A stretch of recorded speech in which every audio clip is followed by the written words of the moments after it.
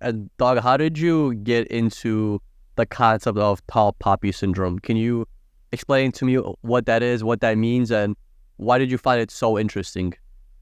Well, it happened to me. It's like so many things in life. I mean, you ask why I went into medicine was very unusual, but there's a lot of people. For example, in my class, we had somebody with polio. So guess what? Their personal experience and having polio, they wanted to become a doctor and cure the world. So I actually got what we call tall poppy. Tall poppy. Um, I had become pretty famous and was president of the American Spinal Injury Association. And I was away at a meeting, an international meeting, and finishing up plans to go to Australia. You know, the rest of the world is not private medicine; it's government medicine. So spinal cord injury is a much bigger hospital item because the government takes care of people, not like our government. So, you know, if you're disabled in another country, you have access to medical care much easier than you do in America with through the private insurance sector. So Australia has six rehabilitation centers throughout their country, and I was going to go there and spend a week at each center. When I got back from the meeting to my office, this is after 30 years of being at that hospital, there was a note on my door that um, my office had been moved from the big corner office down to the little cubbyhole at the far end of the hospital. And of course, you know, I didn't know what that mean, but fortunately my wife did. So when I went home and told her that night, she said, they've moved your cheese. I don't know if you read that little pamphlet book 10 or 20 years ago, which was hugely popular, which was also one of my favorite books. But she said, they just moved your cheese. Your your time has run out and the hospital's moving on without you. And I slept on it, which was really good because anger is one of the big cutters in the tall poppy syndrome. I would have gone back up there and got into a pissing contest and tried to find out who did that and whose idea it was and who thought they could pull it off and try and get my office back and made an idiot of myself. I merely, I had all my scientific research, all the posters from meetings that we had put on, brought in two big green plastic dump cans, put everything in it, all my talks, put my key on the desk and walked out and called Australia and told them I wasn't coming back down to do the 6 week sabbatical. They wanted to know why, and I explained what happened. And they said, well, you just been tall poppy. And I said, what? And they explained to me what it was. And basically, it's a metaphor for looking at a poppy field and seeing one poppy taller than the rest and cutting that poppy down so that all are equal. And in the English speaking world, Australia is the center of the tall poppy syndrome. That's because the culture from that country, it was founded by Great Britain as a penal colony. And if you're in a prison system, everybody's equal. And if somebody has a toothbrush and you don't, that person's going to get the crap kicked out of them because everybody's equal there and nobody should have something that somebody else happens to have. So that's the culture that Australia was founded on, and it stayed the same to this day. So they're rated the most envious country in the world, and that's why the tall poppy syndrome is most prevalent there. So my wife was right. She said, quit the job, quit doing research, quit teaching, take the day off. We'll spend Fridays in LA having fun when everybody's working. And and I'll take a day off. She's a nurse. And so the last 10 years were really my best professional years in a way. I enjoyed my practice much more. I could spend more time with my patients. And it turned out to be a good deal, but in the end, it kept gnawing at me. I actually knew who did it. It's pretty easy. It's like it's a very similar concept in some ways to being bullied, except bullying's very overt. Tall poppy syndrome's frequently very hidden. You don't always know who's cutting you down. But I knew who cut me down. I know to this day who cut me down. But as I mentioned, my wife was prudent enough to understand the situation, and that allowed me to have the patience to make the right decision instead of becoming angry and doing something stupid, which is what happens to most people. I'll tell you, Will Smith is a perfect example of that at the Academy Awards. He became angry and did something stupid, and the public cut him down for doing that. So if you wanted an example of the tall poppy syndrome, that's an example. Anyway, so it just gnawed at me. So when I retired, now libraries aren't really libraries in the traditional sense, especially the medical libraries, because everything's online. Now, the problem with that, I practiced orthopedics and I paid for my journals, but it's in the online business. If you go and look online, you're not going to get a lot of the journals. If you don't subscribe to them, you'll get an abstract or something.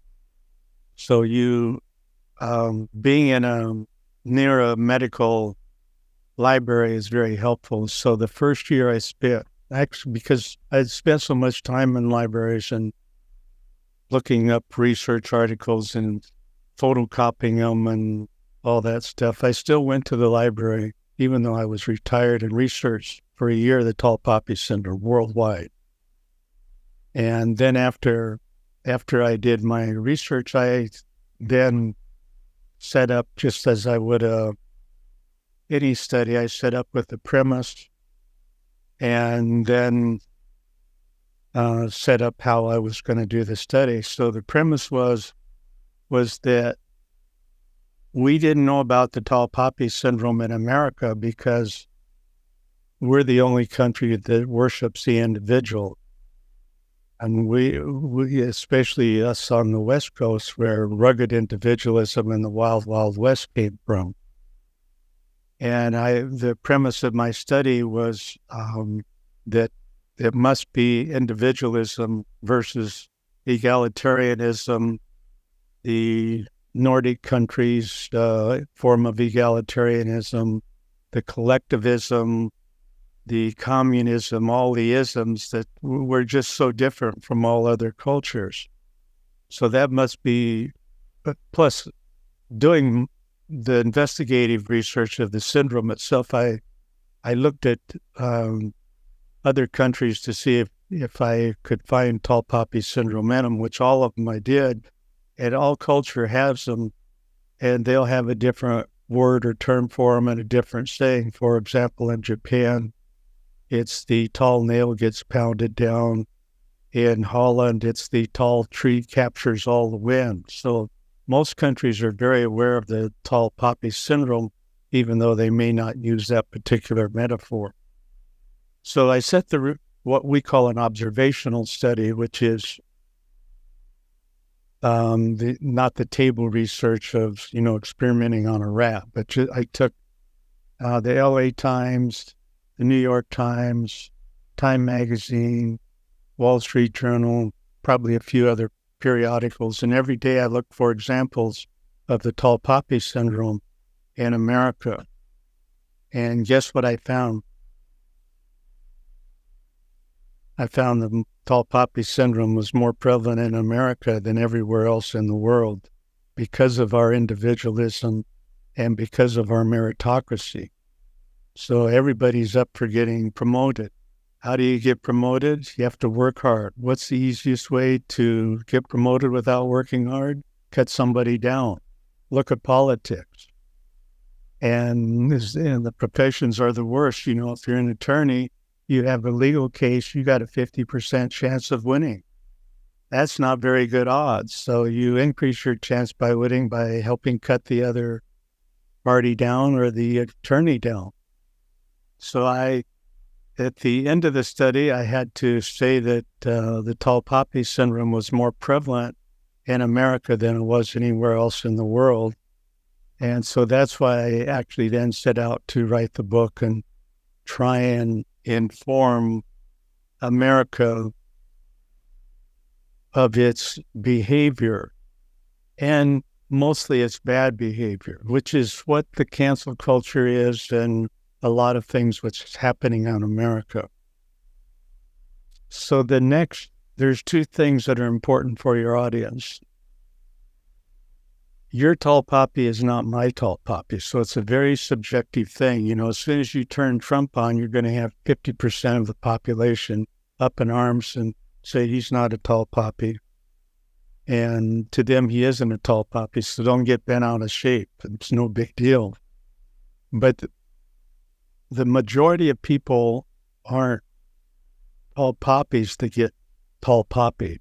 The majority of people are regular people, just like I was. The first thing when I'm working through this, I was hiking with an orthopedic friend of mine, and, you know, we always work through cases and this and that, and how's your book going and this and that. And he goes, well, you know, your whole premise is wrong, and how can this all be because you're not a tall poppy?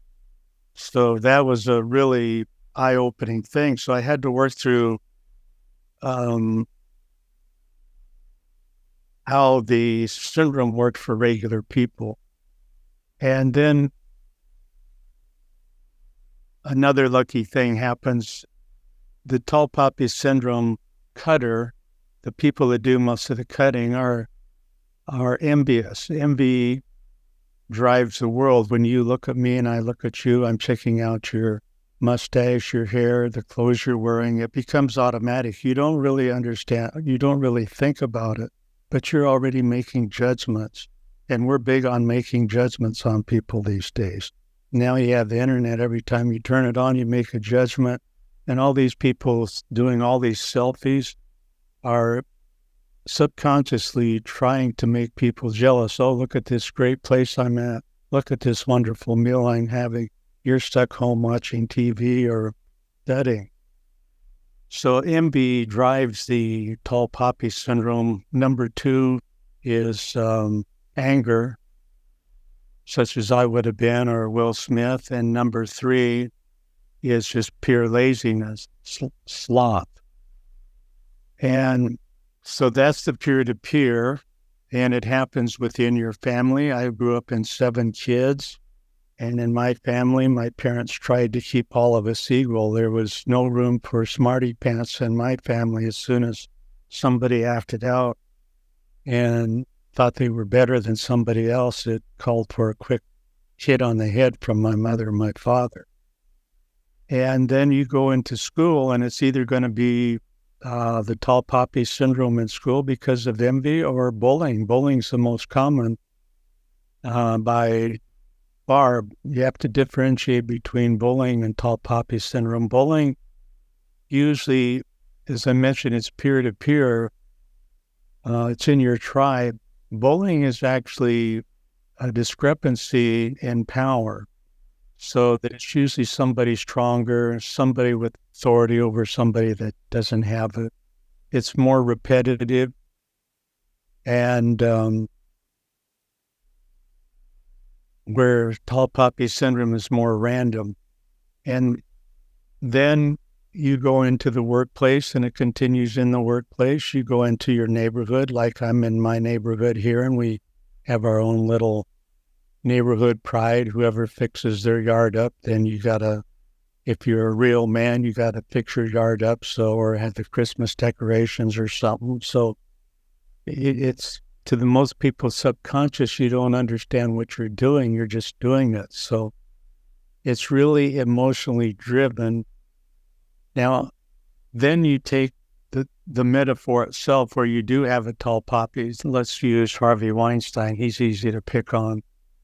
So in the true tall poppy, who's somebody that's excelled in society, and the discrepancy that I talk about in the bullying person is definitely there, but it's reversed that you're trying to cut the tall poppy down, not being the bully guy bullying downward. So it takes a group to be able to cut a tall poppy down. And the group then gangs up on the tall poppy and they cut him down because of justification. That person doesn't deserve, this is justification and deservingness, to be a tall poppy. And I call it egregious behavior. The tall poppy becomes egregious. What makes them egregious? Number one is pride. Number two is greed. And number three is lust. So I've just given you 6 of the 7 deadly sins, which came from Catholicism back, or a pope codified the 7 deadly sins for monks, which I found so strange when I was reading through all this. Was why was Pope codifying the so-called dark emotions for a group that was supposed to be heavenly. And anyway, I attached myself to it and to this syndrome because it's a mechanism to help you remember the behavior of either the peer-to-peer group, which is once again envious person coveting something that somebody else has, which is way the most common. And then number 2, anger, and then just laziness. So that's 3 of the 7 deadly sins. The tall poppy egregious behaviors is pride, way far and away the most common. Lust and greed. The only thing we've left out is gluttony. So when you understand that it's an emotional experience and what's happening to you as you look at society, it becomes a self-fulfilling, self-improvement program, because you understand, just as my wife understood my potential bad behavior, you reflect and you understand your behavior. So I can look, as I say, at Will Smith now, or on my blog I just did Prigozhin, who, ran the Wagner group in Russia, and Putin cut him down. So you can look internationally, you can look with your own family and see evidence of the tall poppy syndrome. You can figure out whether it's your parents' fault or whether it's your siblings' fault or whether the cutter was actually, it was his bad MP that would actually do it. So it gets you, also you might remember emotional intelligence was a huge movement in the 90s. Goldman wrote kind of the premier book on it, on IQ. Emotional intelligence is more important getting along in society than IQ intelligence. And this is kind of a kickback to that, because this is all studying human emotions and here's the Pope almost 2,000 years ago describing these emotions, and here I am picking them out of the bag and applying to today's society. And I just came back from 2 weeks in Israel, and that's a society 3,000 or 4,000 years old.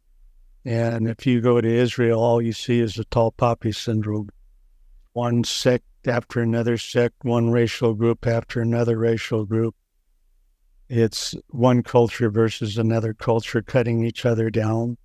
So it's Is that why you think it's so prominent in Israel? Is because there's so much different cultures and religions all like in one area with similar borders? Yes.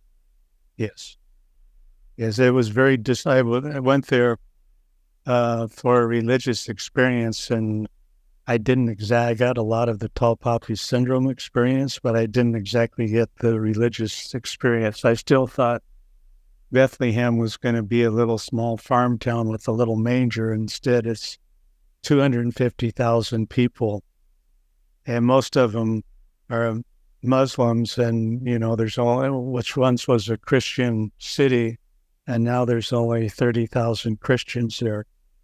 And of course, it's in the West Bank, so that's problematic being adjacent to the city of Jerusalem and going through checkpoint and things. So it's a interesting place to say the least.